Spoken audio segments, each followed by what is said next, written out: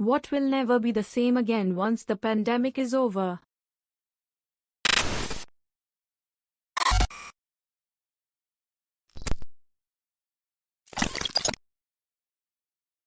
Pre-pandemic, I would leave the house 5 days a week at 6:15 a.m. to commute to the office, usually before anyone else in my house is awake. And I'd get home most evenings just in time to put them to bed. I'll never go back to that. The past 8 months I've actually seen my boys grow up in front of my eyes, and I get lots of quality time with them every day, even with work from home. I know now what I was missing. Yup. Right there with you, man. Only positive to come from this whole mess.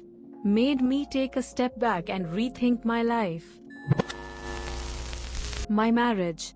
My wife and I had to work from home together, separate jobs, from March until September when she had to go back to the office. I'm still working from home. During this time, we became increasingly closer. I have heard so many stories of marital problems being caused by COVID. I literally miss my wife every day she has to go to work. I meet her at the door like a fucking puppy. They say absence makes the heart grow fonder. Sometimes forced proximity does too. My dogs have expected me to basically be around all the time and rub their bellies 24/7. Working in an office, particularly in Japan. I live in Japan. Going to the office and spending all day here is a deep cultural tradition. Asking your manager at a traditional Japanese company to work from home regularly is on par with asking them, "Hey, I just realized I'm Dragonkin. Can you please work with the cafeteria to put live cats on the menu?" You would get the same reaction. Even in cases of personal illness or family emergency. So many companies here, even in the early COVID days, flat out publicly said, "No, we will never be doing that work from home thing. Sorry." That's laughably naive. Then, the country issued a declaration of national urgency, not an actual emergency, as that would entitle the government to be actually accountable to the livelihoods of the people. Just a very strong-arm public stance and shaming businesses into following suit. Literally, those same companies issuing the statements above were scrambling the next week to get their staff safely working from home, online, using remote meeting tools, etc. So, that was a big game changer. Still, everyone was thinking, once the urgency order is lifted, we'll all be going back to work as normal. Well, the urgency order lasted a few months.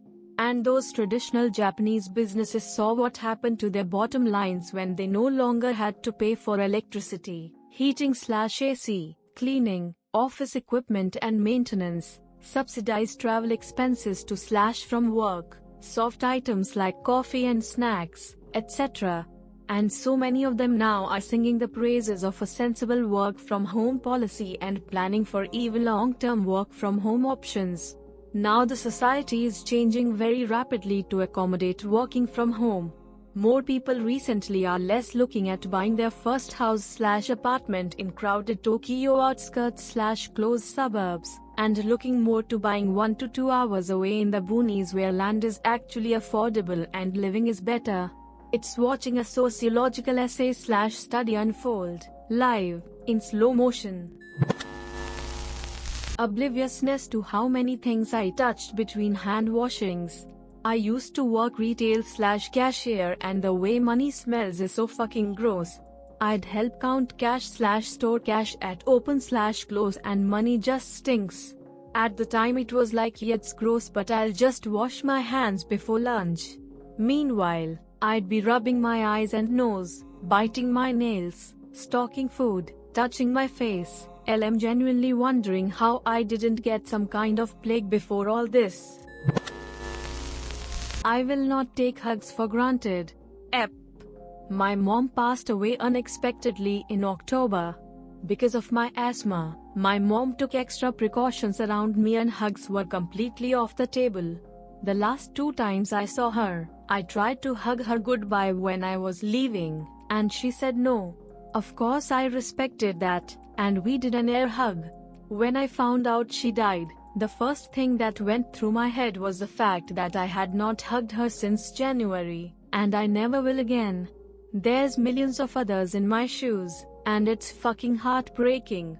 Edit. Wow, thank you all so much for the kind, beautiful words and love. My heart goes out to all of you who lost a loved one and are grieving, as well. If you can't hug someone you love right now, let them know you love them in some way. It's so important, and something we all take for granted too frequently. Healthcare workers going to work without a mask on. Definitely took for granted seeing my co-workers' smiling faces during my long shifts. I started my job at a hospital in May, and it's funny to see my co-workers take their masks off briefly because I've worked with them for 6 months and didn't know what their face looked like. Yes, I was freaked out because this man was walking quickly towards me in our parking lot and motioning at me. Turns out to be none other than the dude I had been orienting for several days, and I had just never seen his whole face. Food delivery just being dropped off on your doorstep. Remember when you had to go outside and make eye contact like some kind of person? No more, my friends. Just leave it outside and I'll get it when I'm ready. No more scrambling to find pants when you're half-baked and hungry. I'm a delivery driver myself, and I can tell you I appreciate it just as much on my end. I don't got to deal with gross people or weird shit. Just drop that shit off and run. Just drop that shit off and run. FedEx drivers in a nutshell. Lol, I literally got a FedEx woman who dropped off some files today. Ran to my house, knocked 3 times, and before I could open the door she was sprinting away. Is this protocol or something? Shopping will continue to be mostly online, and malls will likely die out faster than they were already going to. Oh man, going to malls and just walking around, I'm going to miss that. Honestly, I think bricks and mortars will make a huge comeback after COVID because everyone wants to get the fuck out of their homes. Blowing out the candles on your birthday cake. I never thought about it, but it is a rather disgusting tradition. For my wife's birthday, we cut the cake, gave her a piece with a candle, and that's one that she blew out. There's a bunch of things that are a bit unhygienic but that are safe enough, outside the context of a pandemic, to be considered perfectly reasonable. This is one of them. The party tradition of sharing a joint is another one. Movies. Unfortunately, cinema specifically. I'm sure a lot of production companies will take enormous losses or possibly file bankruptcy as no one is paying to go see movies anymore. The other issue being that no one can really make movies at the moment either. Travel bans all over, logistic issues, actors not able to be within close proximity to one another, and then all the post-production work that, for the most part, can't be done from home. Little to no support for creative arts jobs from governments around the globe. Artists encouraged to retrain in other sectors. It's devastating. I work in the film and TV industry, mostly TV, in Los Angeles. We shut down for 5 months but are crazy busy now. All studios are packed, union rosters are employed. We have changed how we work a lot. There are a lot of safety protocols. In fact, a whole new department has been made because of it, COVID safety. There is a lot more set building and less location work for obvious reasons. I think that film and TV will just evolve, as it has been anyway. Not so many summer blockbusters and holiday theater seat fillers, more long-form miniseries etc. that are more suited for home TV. It sucks to say too, because I love the theater experience. Either way, just came here to say content is being made in one way or another and the people who work here are fully employed. Not sure what's actually happening with the studios, but I'll take the paychecks while I can. As a current college student, I am in favor of keeping recorded lectures. It's way more helpful than just having notes or slides.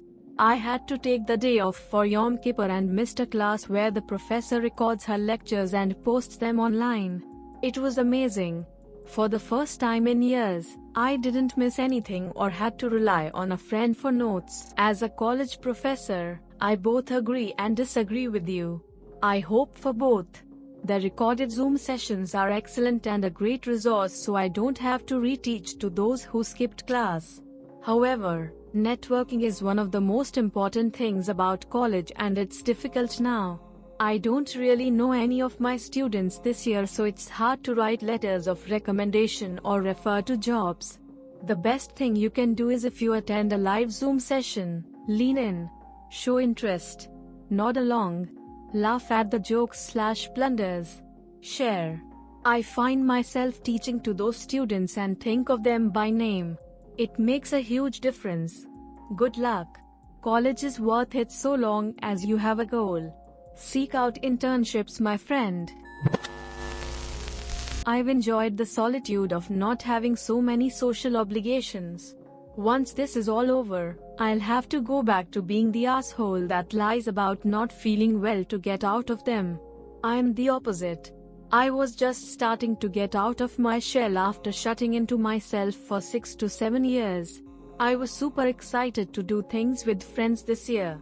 Music festivals, car stuff, trips to the lake, going out and socializing. The only thing that really changed for me this year was traffic. My job was listed as essential, so work life didn't change. Thankfully, I've kept in touch with those friends, but all of us have been saying recently it's good to get the gang together again. The last couple times we hung out, I don't know if it counts, but I was 3 months away from graduating. Most of us were waiting for the final goodbye event. It never came. Had to finish exams in online mode. Certificate came at college and had to collect them at your own pace. All of us were from different cities and some were from different states too. I was an extrovert, so I was one of the most emotional one about it. Here I couldn't even say final goodbye. God knows if we will meet ever again. My love for my hometown has vanished. The citizens here are anti-mask and anti-science. They risk their children's health with parties and say if their kid dies, it's God's will. I blame Trumpism 100%. People who live here throw garbage all over the place because they don't have to be politically correct anymore. They drive by and yell the N-word out at the black people who live here, even if children are there to hear. I will forever loathe and disgust the town I grew up in. Now it's the place where I had wanted to raise my children. Trumpism ruined my hometown, and the pandemic showed who the people who live here have become. I feel filthy living here and have already begun looking for a job elsewhere. We are putting the house on the market. My whole sense of community and safety is gone. Movie theaters. My partner and I used to make it a point to go see a movie once a month, and before that, as a child and then teenager, my family made a tradition of outings every few months to see new movies. I'm afraid of losing the theater experience. The experience of other people cheering or crying, booing or roaring at certain scenes. Marvel movies come to mind. Going to a movie was a huge treat. We couldn't afford snacks or 3D showings or drinks, but we got to sit in that huge dark room and hear the gasps and laughs of other guests, and hold each other when things got scary or stressful. And I'm not ready to let theaters go. If it means the rebirth of drive-ins, then so be it. I love those more, but movie theaters mean so much to me. The loss of them will be brutal. We love you for watching the video till the end. Tap like on the video, and don't forget to subscribe us. See ya.